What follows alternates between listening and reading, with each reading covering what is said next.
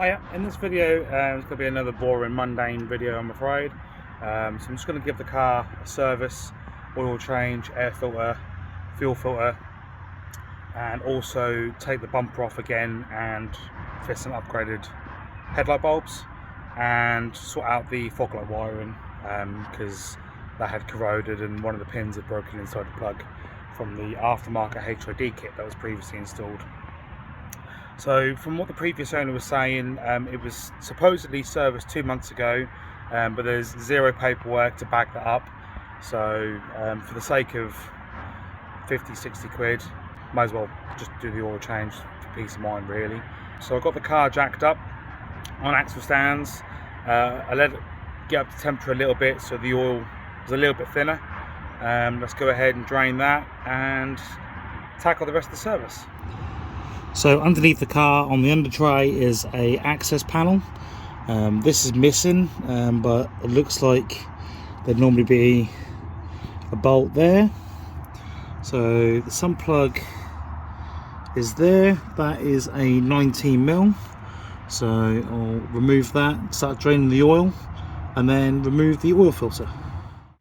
Right, that's the oil now draining. I should have thought this through a little bit better. I should have done the bulbs first. That way I could have took the bumper off and got it on the drive on ramps, but it's a little bit tight down there, but never mind. So yeah, next moving on to the oil filter housing. And there's this plastic cap on top. And you can see someone's had a good go at it previously.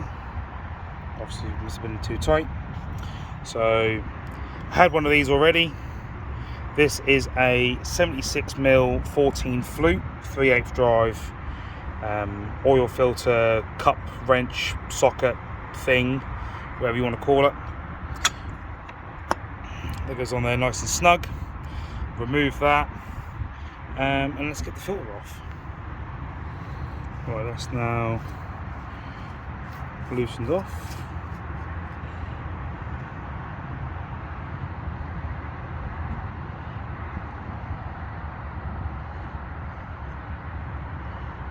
It's going to be very messy, so I think I'll just go get some cardboard and put it on the floor.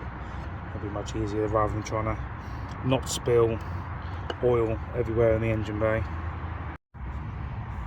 So that's the oil filter removed. Just need to pull the filter element from the center of the housing fitting. There's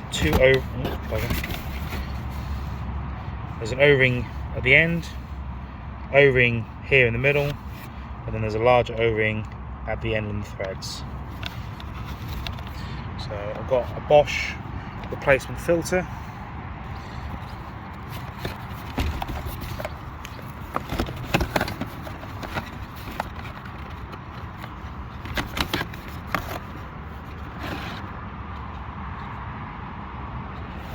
And then inside we got replacement O-rings as well. So I gave the insert a clean with some brake cleaner, and I've just poured some fresh oil into the cap and lubricated the new O-rings before fitting. So there we go. Now it's just time to put the new filter element on and refit it. When fitting the new filter, it needs to go over this lip here, and there'll be a quite pronounced pop when it goes on, so you know it's fitted all the way and correct.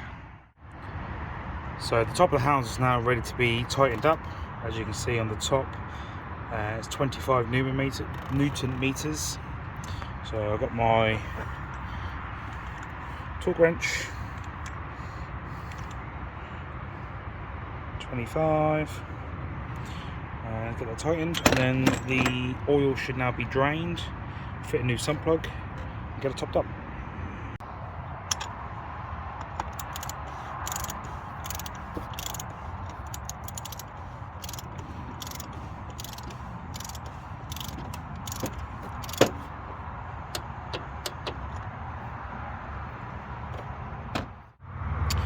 So I just went to refit the new sump plug and thought, why does it keep turning? Why is it not tightening up?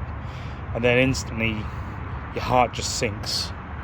So I removed the sump plug, and this is what I pulled out of the threaded hole.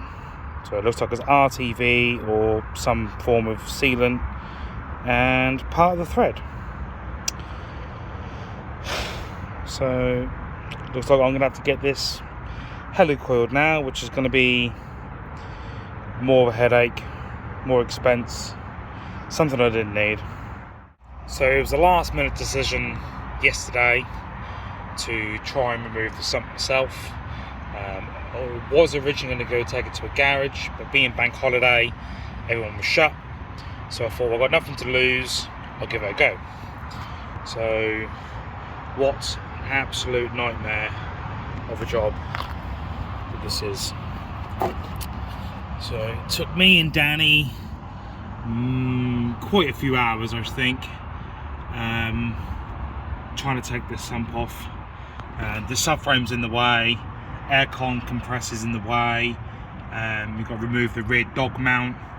I think the bolts, you see that one hanging down, I think most of the bolts were at their most extended to try and lever the subframe down enough.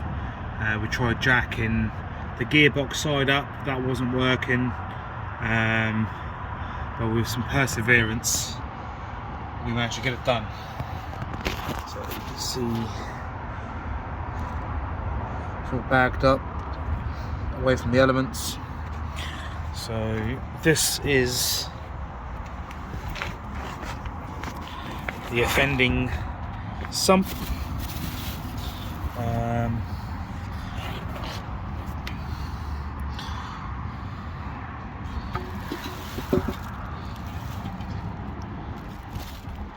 do this one-handed.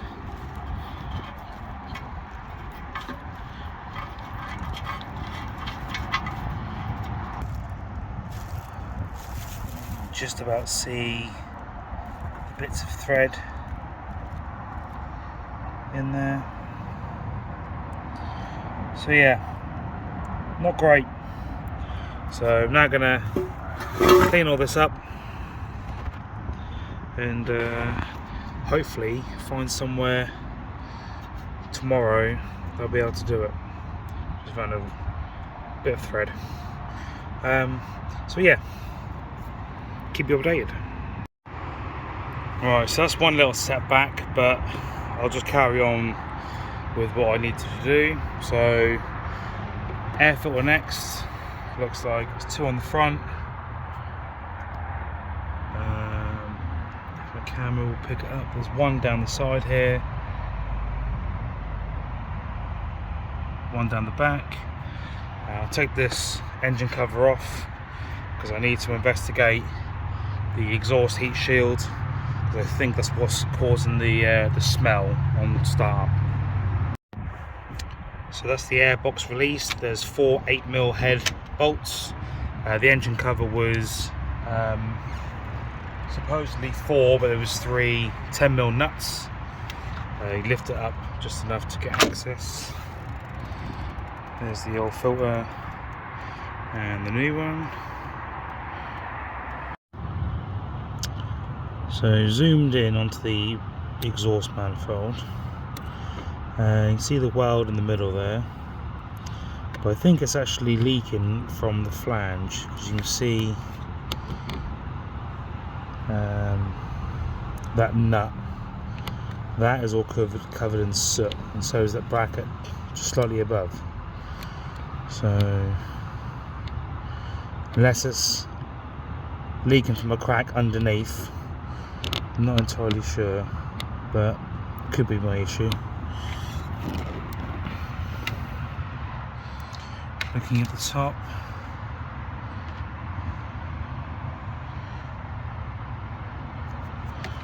let's change this torch.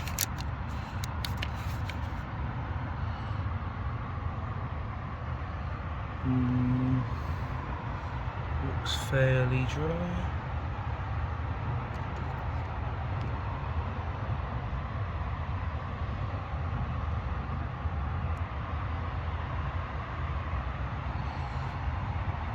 So yeah, it could be, I don't know, it's a little bit weepy there.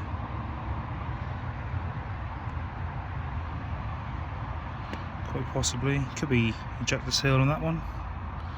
But all the others look dry. So moving on to the headlights.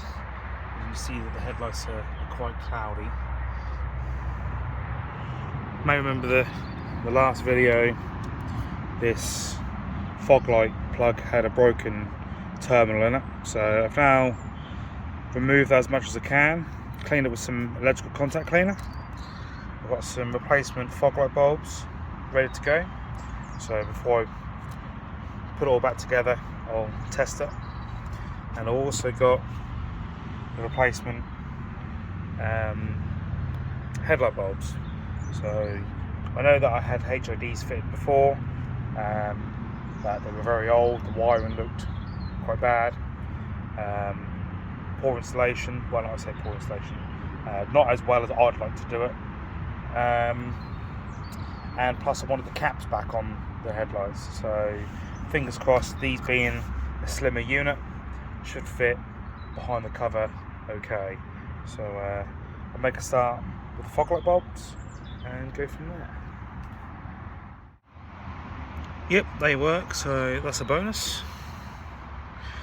I think I've got some yellow tinting film, so I might see what they're like getting off the bumper and tint them yellow. So I've managed to tint the fog lights yellow. They've come out not too bad.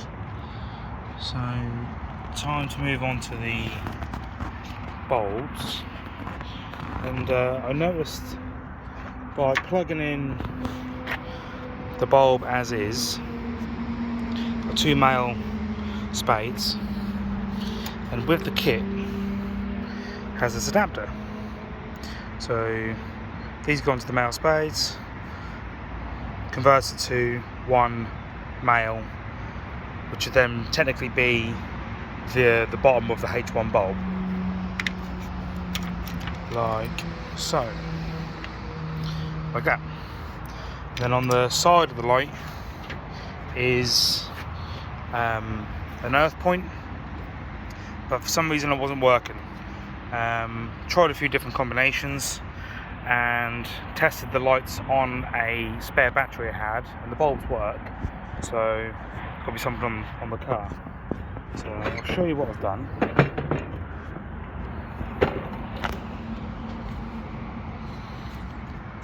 So originally I made an adapter, or extension, adapter, sorry, to go from the earth to the original earthing point on the headlight, and just use the power, but that didn't work. And then I realised that with both wires going into one, it was using the outer shroud here as the earth. Obviously on this application that is impossible. So what I've done is made a Y piece adapter to convert male and female to a female, and it works. So just switch them on.